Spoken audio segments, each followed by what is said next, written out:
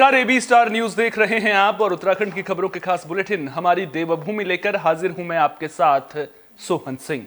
Bulletin में सबसे पहले बात करेंगे किसान आंदोलन की। किसानों के दिल्ली कूच के ऐलान के बाद आज किसानों के प्रदर्शन का तीसरा दिन है। लगातार किसान प्रदर्शन करते हुए नजर आ रहे हैं। वहीं किसान आंदोलन को लेकर उत्तराखंड पुलिस भी एक्टिव नजर आ रही है। देहरादून पुलिस मुख्यालय से निगरानी की जा रही है। आईजी नीलेश आनंद भरने ने बताया कि उत्तराखंड के उधम सिंह नगर से बड़ी संख्या में किसान आंदोलन में पहुंचते हैं, जिसके बाद अब खुफिया तंत्र को एक्टिव कर दिया गया है। साथ ही गतिविधि पर पूरी तरह से नजर रखी जा रही है। हम लोग उधम सिंह नगर जो है खासकर किसानों का एरिया है। इसके पूर्व जब भी किसान आंदोलन हुए हैं तो जो है उधम सिंह नगर से जो है काफी किसान जो है इस आंदोलन में जाते हैं शामिल होने के लिए। तो इस और जो है हमारा इंटेलिजेंस खुफिया विभाग भी हमने अलर्ट कर दिया है और बॉर्डर भी हमारी जो है हमने अलर्टनेस बढ़ा दिया है उधम सिंह नगर जिले की। हल्द्वानी के बनभूलपुरा में हिंसा के बाद अब जिंदगी पटरी पर लौटने लगी है। हालात सामान्य होने लगे हैं। हालांकि अभी भी बनभूलपुरा में धारा 144 लागू है। साथ ही कर्फ्यू नियमों में शर्तों के साथ ढील दी गई है। दंगाइयों को पकड़ने के लिए पुलिस ने अभियान चलाया है। साथ ही हिंसा के मास्टरमाइंड अब्दुल मलिक की धरपकड़ भी तेज कर दी गई है। उस पर इनाम भी घोषित किया जा रहा है। सीसीटीवी फुटेज की मदद से दंगाइयों को चिन्हित किया जा रहा है। सीएम धामी ने अधिकारियों को निर्देश दिए हैं कि दंगाइयों से निपटने में कोई भी कोर कसर ना छोड़ी जाए। अभी भी इलाके में भारी पुलिस बल तैनात है। हिंसा को लेकर अब तक 36 लोगों की गिरफ्तारी हुई है। 100 से ज्यादा लोगों को हिरासत में लेकर पुलिस ने पूछताछ की है। वहाँ जो है कर्फ्यू अभी भी बरकरार है और जो पुलिस प्रशासन है वो लगातार जो है वो छापेमारी कर रहा है। जो लोग इसमें इन्वॉल्व है, उपद्रवी है, जो दंगाई हो, उनको चिन्हित किया जा रहा है। उनको चिन्हित करके जो है विवेचना, जो 3 एफआईआर हुई है और तमाम लोग जो है कुछ नामजद है, कुछ अज्ञात है, कुछ फरार है, सब विवेचना आगे में प्रचलित है। और जो जिनके नाम प्रकाश में आ रहे हैं उनके ऊपर लगातार छापेमारी की जा रही है। अब तक इसमें जो है 36 से ज्यादा लोगों की अब तक गिरफ्तारी इसमें हो चुकी है। और जो है अभी भी काफी लोग इसमें, जो 9 लोगों के खिलाफ जो है अभी वारंट 82 कुर्की का वारंट लिया गया है और जल्द ही जो है इसमें कुर्की की कार्रवाई भी की जाएगी। आगे इन पे इनाम भी घोषित हो जाएगा और जल्दी जो है पुलिस और तेजी से अपना शिकंजा कसेगी। बहरहाल पुलिस ने जो है अपना एक अच्छा वहाँ उपक्रम चलाते हुए जो है एक चौकी भी मलिक के बगीचे में शुरू कर दिया है, अस्थायी चौकी। और पुलिस जो अभी कर्फ्यू में जो कुछ जो जीवनावश्यक सेवाएं है वो बहाल किए गए और जीवनावश्यक वस्तुओं का वितरण भी पुलिस अपने मार्गदर्शन में लगातार कर रही है। और जो है पुलिस जो है जो आम जन है उनसे लगातार जो है समन्वय और वार्ता में है ताकि कोई निर्दोष के। धरती का बैकुंठ कहे जाने वाले करोड़ों लोगों की आस्था के केंद्र भगवान बद्री विशाल के कपाट 12 मई को सुबह 6 बजे खुलेंगे। वहीं भगवान बद्री विशाल के अभिषेक के लिए 25 अप्रैल को नरेंद्रनगर के राजमहल में सुहागिन महिलाएं तिलों का तेल पिरोएंगी। बुधवार को बसंत पंचमी के पावन मौके पर नरेंद्रनगर राजमहल में राजपुरोहित कृष्ण प्रसाद उनियाल ने टिहरी के महाराजा मनुजेंद्र शाह की कुंडली और ग्रह नक्षत्रों की गणना कर भगवान बद्री विशाल के कपाट खोलने और तेल पिरोने की तारीख और समय का निर्धारण किया। पौराणिक परंपरा के मुताबिक महाराजा मनुजेंद्र शाह ने इसकी घोषणा की। मौके पर मौजूद श्रद्धालुओं ने बद्री विशाल के नारे लगाकर खुशी का इजहार किया। तो भगवान बद्री विशाल के कपाट खुलने की तारीख का ऐलान हो चुका है। तारीख की घोषणा कर दी गई है। बद्रीनाथ धाम के कपाट अब श्रद्धालुओं के लिए 12 मई को खुल जाएंगे। सुबह 6 बजे का समय निर्धारित किया गया है, जिसके बाद श्रद्धालु भगवान बद्रीनाथ के दर्शन कर सकेंगे। हर्ष है कि आप लोगों को बताऊं कि आज इस पवित्र पर्व पे, बसंत पंचमी के पर्व पे, श्री श्री बद्रीनाथ जी के कपाट 12 मई 6 बजे सुबह खुलेंगे और गारू तेल का फंक्शन होता है वो 25 अप्रैल को होगा। मेरा सबको संदेश है, सबको कि आपकी यात्रा सुखद और सफल रहे। के अनुसार बसंत पंचमी के अवसर पर जो पूर्व में टिहरी रियासत रहे हैं उनके जो महाराजा हैं उनकी जन्म कुंडली के आधार पर बद्री विशाल जी के कपाट खुलने की तिथि निर्धारित की जाती है। इसी क्रम में आज बसंत पंचमी के अवसर पर महाराजा टिहरी मनुजेंद्र शाह जी की जन्म कतर जेल से रिहा 8 पूर्व भारतीय नौ सैनिकों में से एक पूर्व कैप्टन सौरभ अपने घर देहरादून पहुंच गए हैं। तो रिटायर्ड कैप्टन सौरभ अपने घर देहरादून पहुंच गए हैं। उनकी घर वापसी पर परिवार में खुशी का माहौल देखने को मिला। बता दें कि सौरभ को कतर में फांसी की सजा मिलने के बाद उनके माता पिता पिछले 18 महीनों से रिहाई की जंग लड़ रहे थे। जब उनका बेटा घर पहुंचा तो मां बाप की खुशी का ठिकाना नहीं रहा। सौरभ के परिवार के लोगों ने प्रधानमंत्री नरेंद्र मोदी और विदेश मंत्री एस जयशंकर की तारीफ की है। खुशी तो बेअंत है जी, और हर माँ को अपना बेटा बेटी बच्चे प्यारे होते हैं, लेकिन मुझे कुछ ज़रूरत से उससे ज़्यादा ही हम लोगों के कंपैरेटिवली ज़्यादा ही प्यारा है, क्योंकि he is very dedicated son, और I should say he is to me like a Shravan Kumar. मतलब कि इतने मॉडर्न और नए युग में भी उसकी जो सोच है टुवर्ड्स हिज पेरेंट्स, वो पहले आज से 100 साल पहले वालों बच्चों की तरह है।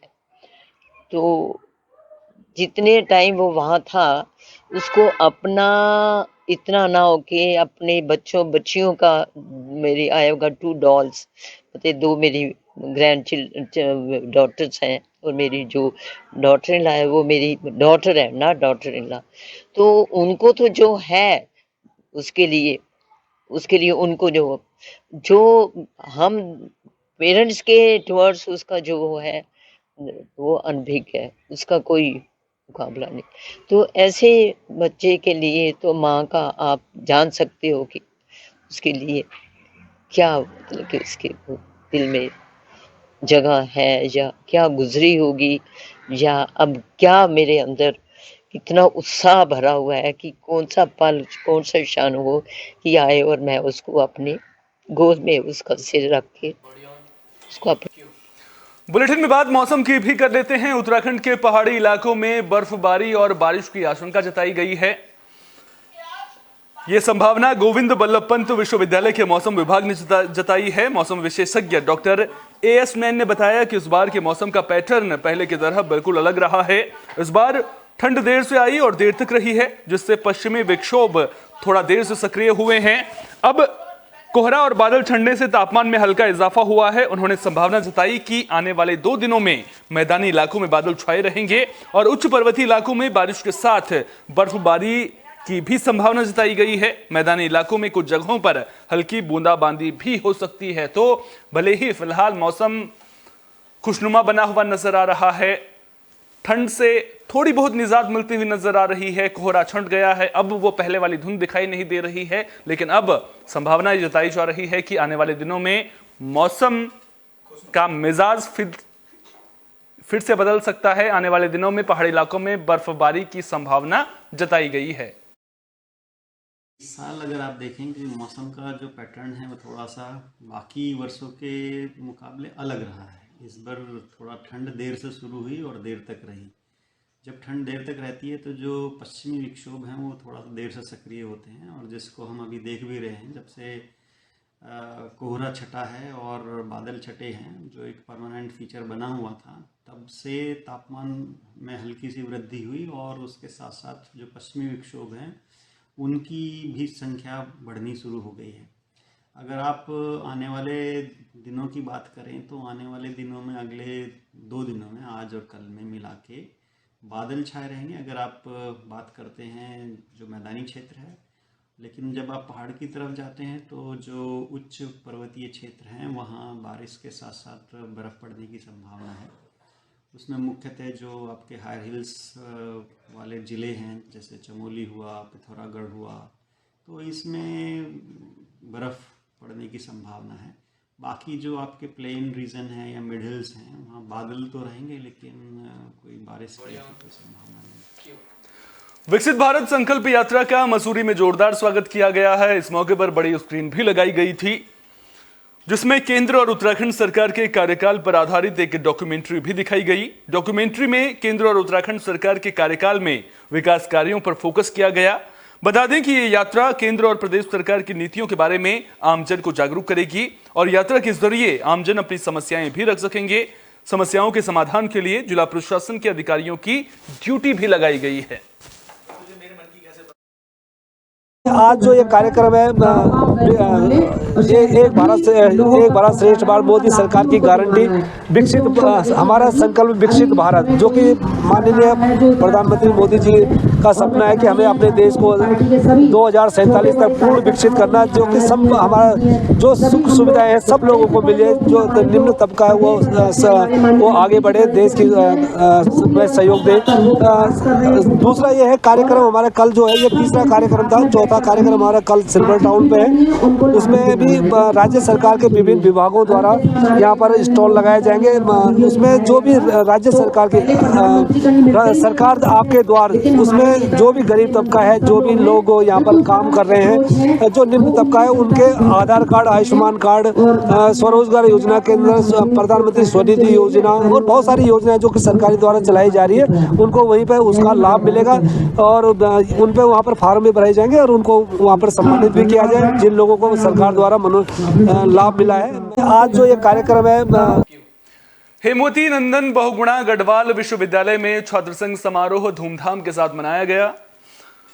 कार्यक्रम में पूर्व मुख्यमंत्री हरीश रावत और कांग्रेस के पूर्व प्रदेश अध्यक्ष गणेश गोदियाल मौजूद रहे। छात्र संघ समारोह में मंच पर कुर्सी न मिलने पर एबीवीपी और जय हो छात्र संगठन के कार्यकर्ताओं के बीच तू मैं भी हुई, जिसे पुलिस के हस्तक्षेप के बाद शांत करा दिया गया। छात्र संघ अध्यक्ष सुधांशु थपलियाल ने कहा कि छात्रों के हितों के लिए गढ़वाल विश्वविद्यालय का छात्र संघ छात्रों की लड़ाई लड़ने के लिए हमेशा तैयार रहेगा। बसों की सुविधा, सीयूटी खत्म करने जैसे मुद्दों को लेकर छात्र संघ छात्रों की लड़ाई लड़ता रहेगा। वहीं छात्र संघ पदाधिकारियों ने विश्वविद्यालय के वीसी के कार्यक्रम में न पहुंचने पर भी आपत्ति जताई।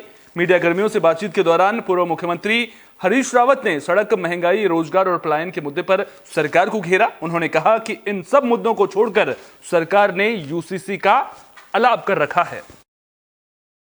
अनेकता में एकता का रूप है। तमाम जो छात्र थे वो चाहते थे कि गढ़वाल विश्वविद्यालय में सूबे के पूर्व मुख्यमंत्री जी आए और श्रीनगर विधानसभा के पूर्व विधायक यहाँ पर आए। उन छात्रों की चाहत थी कि दोनों लोग यहाँ पर पहुंचे, तो उन्हीं की डिमांड पर हमने यहाँ पर इनको बुलाया है। अभी रोहित चौहान जी की रंगारंग प्रस्तुति यहाँ पर होनी है, एक सांस्कृतिक संध्या यहाँ पर होनी है और तमाम छात्र आज इसको एंजॉय करेंगे।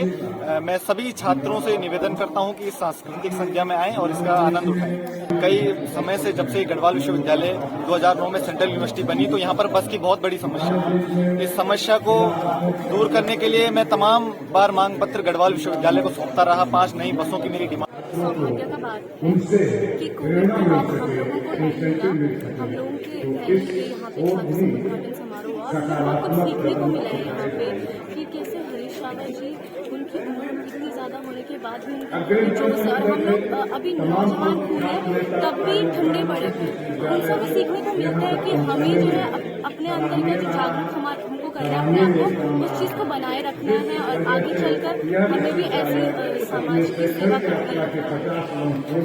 संस्कृति को आगे बढ़ाना चाहिए और हमें ना पूरे देश में चलना, मेक इन इंडिया और आत्मनिर्भर भारत, और हम अपने आप यहाँ के प्रोडक्ट को जब हम प्रमोट करें तो हमें स्टार्टअप में उत्तराखंड से करना चाहिए। उत्तराखंड अच्छा लगा और बहुत बहुत बधाई। बहुत कंस्ट्रक्टिव विचार हैं छात्रों के और बहुत अच्छा लगा। छात्र संघ बहुत अच्छे लोगों के हाथ में है। इनकी बातचीत सुन करके मुझको बड़ी प्रेरणा, बहुत बल्कि बड़ा जोश।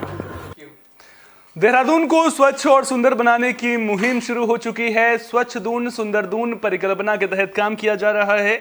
देहरादून को डस्टबिन फ्री बनाने के लिए नगर निगम को 31 जनवरी तक का समय दिया गया था, जो अभी तक पूरा नहीं हुआ है। वहीं नगर निगम का कहना है कि काफी हद तक हम उस लक्ष्य के करीब पहुंच चुके हैं। जानकारी देते हुए मुख्य नगर स्वास्थ्य अधिकारी डॉक्टर अविनाश खन्ना ने कहा कि 31 जनवरी तक देहरादून के 82 जगहों में से लगभग 65 जगहों से डस्टबिन हटा दिए गए हैं। साथ ही उन्होंने कहा कि उन जगहों पर आने वाले सॉलिड वेस्ट पर भी अलाइनमेंट करके ये सुनिश्चित किया गया है कि वो गार्बेज पॉइंट ना बने और बची हुई जगहों पर भी अलाइनमेंट करके डोर टू डोर कूड़ा उठान की कड़ी को मजबूत करके डस्टबिन हटाने की प्रक्रिया को पूरा किया जाएगा।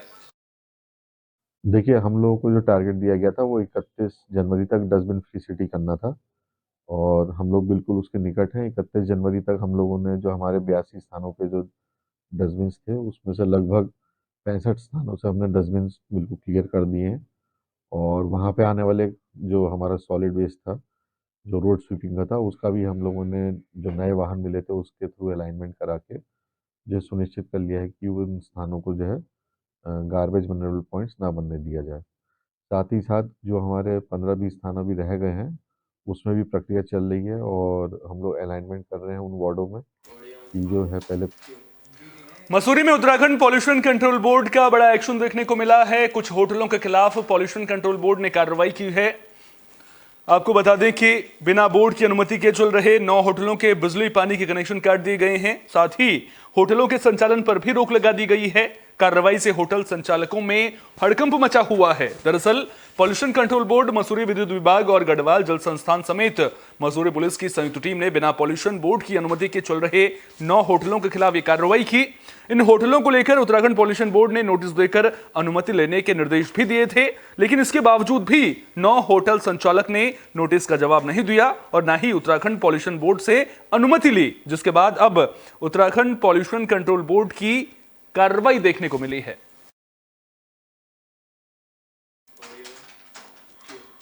उत्तराखंड की खबरों के खास बुलेटिन हमारी देवभूमि में फिलहाल के लिए इतना ही। अपना बहुत बहुत ख्याल रखिए। देश और दुनिया की तमाम अहम खबरों के लिए देखते रहिए AB स्टार न्यूज।